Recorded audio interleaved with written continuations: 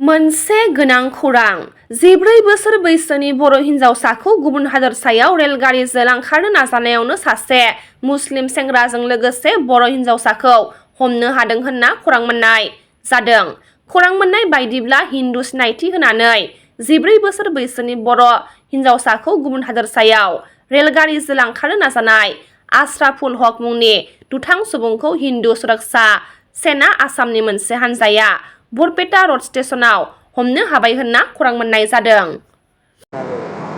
কালি নিশা প্ৰায় 2 মান বজাত এক গোপন সূত্ৰেদি আমালৈ ফোন আহিল যে ষ্টেচনত এনেকুৱা এজনী বড়ো ছোৱালী আনি সন্দেহজনক যুৱক এজনে ষ্টেচনত ক'ৰবাত ট্ৰেইনৰ জৰিয়তে বহিৰাজ্যলৈ বিক্ৰীৰ বাবে লৈ যোৱা হ'ব।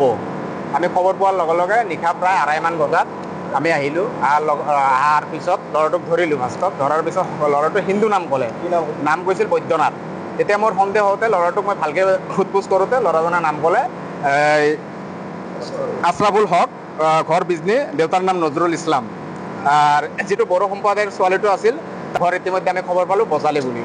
তাৰপিছত RPF গৈ কিনে ছোৱালীটোক লৈ আনিলে। কিন্তু আমি ৰাজ্যবাসীক পুনৰবাৰ আমি আহ্বান জনালোঁ যে এই লাভ জাহাজৰ ঘটনা বহুত বৃদ্ধি পাইছে, কিন্তু আমি চৰকাৰ প্ৰশাসনক আমি বিভিন্ন সময়ত দাবী উত্থাপন কৰিছোঁ যে লাভ জাহাজৰ বিৰুদ্ধে এখন কঠোৰ আইন প্ৰণয়ন কৰাৰ দাবী আমি উত্থাপন কৰিছোঁ। আৰু আপোনালোকৰ জৰিয়তে চৰকাৰ প্ৰশাসনক আমি এতিয়াও দাবী উত্থাপন কৰিম যে অতি শীঘ্ৰে লাভ জাহাজৰ কাৰণে কঠোৰ আইন ব্যৱস্থা কৰে যেন। আৰু আমি স্পষ্ট ভাষাৰে কৈ দিছোঁ যে হিন্দু সুৰক্ষা সেনা অসমে কোনো পধ্যে এইবোৰ সহজতে মানি নলয়। এইবোৰ এটা জেহাদীৰ এক এজেণ্ট, মানে হিন্দু যুৱতীক বহিৰাজ্যত বিক্ৰী কৰোৱা বা পতাই ফুচলাই হিন্দুৰ জনসংখ্যা কমোৱাৰ এটা সিহঁতে অস্ত্ৰ হিচাপে বাজি লৈছে হিন্দু যুৱতীসকলক। সেইকাৰণে আমি একদম মানে মুছলমান যুৱকসকলক যিখিনি এই জেহাদী কামত বা এই অবৈধ লাভ জাহাজ কামত যিখিনি লিপ্ত আছে সিহঁতক আমি সকীয়াই দিছোঁ এই মঞ্চৰ ইয়াৰ পৰা। সিহঁতৰ যাতে আগন্তুক দিনত এইবোৰ কামৰ পৰা যাতে বিৰত থাকে, অন্যথা আমি কিন্তু হাত সাৱটি বহি নাথাকোঁ। বহিৰাজ্যত বিক্ৰী হোৱা এটা চক্ৰ আছে, এই কি ক'ব? হয়, নিশ্চয় চক্ৰ আছিলে। এই ল'ৰাজনৰ লগত আৰু এজন ল'ৰা আছিলে। এই ৰাতি আন্ধাৰৰ সুযোগ লৈ পলাবলৈ সক্ষম হৈছে। ইতিমধ্যে কাইলৈ নিশা মই পুলিচক কৈছোঁ যদি সংগঠনৰ ফালৰ পৰা এজাহাৰ দিব লাগে আমি এজাহাৰ দিম। আৰু ইতিমধ্যে সিহঁতৰ ঘৰৰ লগত আমাৰ যোগাযোগ হৈছে।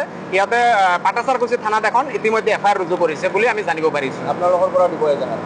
এতিয়া পুলিচ প্ৰশাসনে ক'লে যে আপোনালোকে নালাগে, যিহেতু তাতে FIR দিছে, নহ'লে আমি দিলোঁ হয়। আৰু বিভিন্ন দল সংগঠনক আমি মুকলিকে আহ্বান জনাওঁ যে এই নাৰীৰ ক্ষেত্ৰত আৰু লাভ জাহাজৰ ক্ষেত্ৰত আপোনালোকে সজাগ হওক। আৰু বিভিন্ন যুৱক বা যুৱতী, হিন্দু যুৱক যুৱতীসকলক এইসমূহ যাতে কৰিব নোৱাৰে তাৰ কাৰণে চোকা দৃষ্টি ৰাখিবলৈ মই আহ্বান জনাম। কেনেধৰণৰ মানুহৰ ওপৰত তেওঁলোকে এনেধৰণৰ কাম কৰি আছে? মানে সিহঁতে যিটো আমি খবৰ পালোঁ যে এই ছোৱালীটোৰ বজালীত এই ল'ৰাজনে কাম কৰিব গৈছিলে, লেবাৰ কাম কৰিব গৈছিলে। কাম কৰিব গৈ কিনে ছোৱালীজনক ফুচলাই লৈ আহিলে। আজি আমি ইয়াতে খবৰ পালোঁ ছোৱালীজনী 14 বছৰ মাত্ৰ, কিন্তু এই ল'ৰাজনৰ বয়স হ'ল 23 বছৰ। কিন্তু ল'ৰাজনে এই ছোৱালীটোক ফুচলাই আনি কিনা যিটো আমি খবৰ পালোঁ ৰাতি আমাক যিখিনি কৈছে যে বহিৰাজ্যত বিক্ৰীৰ বাবে লৈ অনা হৈছিলে কেৰালাত। আৰু এই ল'ৰাজনৰ আধাৰ কাৰ্ডতো নামটো ভুল আছে, কিন্তু ল'ৰাজন আমাৰ তাতে কৈছে যে দেউতাই আধাৰ কাৰ্ড বনাই দিছে, মই একো নাজানো বুলি আমাৰ তাতে স্বীকাৰোক্তি কৰিছে। ক'ৰবাত নহয় ক'ৰবাত হিন্দু ছোৱালীসকলৰ এই ক্ষেত্ৰত সজাগ হ'বলৈ হ'ল নেকি? নহয়, আমিতো আগৰ পৰাই কৈ আছোঁ হিন্দু ছোৱালী বুলি নহয়, প্ৰত্যেকজন হিন্দু মা দেউতা গাৰ্জেন তথা সমাজৰ মানুহ এই ক্ষেত্ৰত সচেতন হ'ব লাগিব। কাৰণ কিয় এইটো এটা সিহঁতে সেই অস্ত্ৰ হিচাপে বাছি লৈছে হিন্দু জনসংখ্যা কমোৱাৰ কাৰণে। ছোৱালীটো কিন্তু ৰাতি আমাক কৈছে ছোৱালীজনে গম নাপায় যে মুছলমান বুলি। দুখীয়া দৰিদ্ৰ টাৰ্গেট কৰি কিনে সিহঁতে এইবোৰ কাম কৰে। কিন্তু বৰ্তমান সময়ত সিহঁতে বাছি লৈছে যে জনজাতীয় লোক বা খিলঞ্জীয়া লোক ছোৱালীসকলক বহিৰাজ্যৰ বিক্ৰীৰ বাবে এই এটা পন্থা সিহঁতে লৈছে। কিন্তু এটা ডাঙৰ চিণ্ডিকেটৰ চক্ৰ আছে বুলি ইতিমধ্যে আমি গম পাইছোঁ। পুলিচৰ তদন্ত চলি আছে। সেই চক্ৰটো নিশ্চয় নামনি অসমত এই লাভ জাহাজৰ সংখ্যা বৃদ্ধি পোৱা পৰিলক্ষিত হয়। নহয়, এতিয়া আমি ক'লোৱে যে একাংশ মুছলিম জেহাদীৰ দৰে সংগঠনসমূহে সিহঁতে লাভ জেহাদ কৰাৰ বাবে সিহঁতক ধন দিয়ে, আশ্ৰয়ৰ ঠাই দিয়ে। আৰু সিহঁতক মানে উৎসাহ কৰি দিয়ে যে হিন্দু যুৱতীক পতাই ফুচলাই লৈ আন বিয়া পাত নষ্ট কৰি দিয়ে। কিছুদিন আগত আপোনালোকে গম পাইছে মাজুলীৰ ছোৱালী এজনী আনি কিনে চিনেমা হলৰ বৰপেটা চিনেমা হলৰ সন্মুখত ভাড়াঘৰত ৰাখি কিনে লাষ্টত ছোৱালীটো মৃত্যু সাবটি ল'ব লগা হ'ল। এই ধৰণে বহুত হিন্দু যুৱতী মানে প্ৰাণ আহুতি দিছে। এই ছোৱালীজনী কিন্তু এতিয়াও ন্যায় পোৱা নাই।